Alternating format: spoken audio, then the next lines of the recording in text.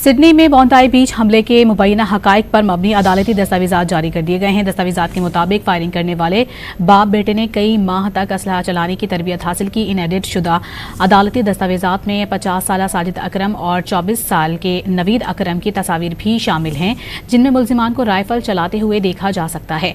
मुबैना तौर पर ये तस्वीर न्यू साउथ वेल्स में ही बनाई गई हैं।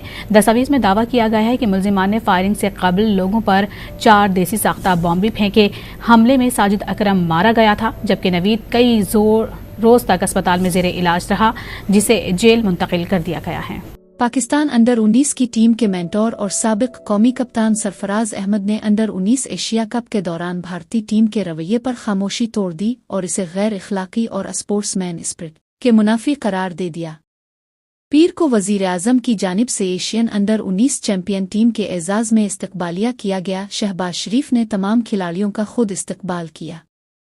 वजीर आजम के हमरा चेयरमैन PCB मोहसिन नकवी, वफाकी वज़रा और काबीना अरकान भी मौजूद थे। वजीर आजम से मुलाकात के बाद मीडिया कॉन्फ्रेंस करते हुए पाकिस्तान अंडर 19 क्रिकेट टीम के मेंटोर सरफराज अहमद ने फाइनल के दौरान भारतीय टीम के रवैये पर तबसरा किया। सरफराज अहमद का कहना था, मैच के हवाले से भारत का रवैया दुरुस्त नहीं था और भारतीय टीम का क्रिकेट में रवैया गैर इखलाकी था, लेकिन हमने फतह स्पोर्ट्समैन स्पिरिट के साथ मनाई, क्योंकि क्रिकेट में हमेशा खेल का जज्बा होना चाहिए। भारत ने जो किया वो उनका फेल है।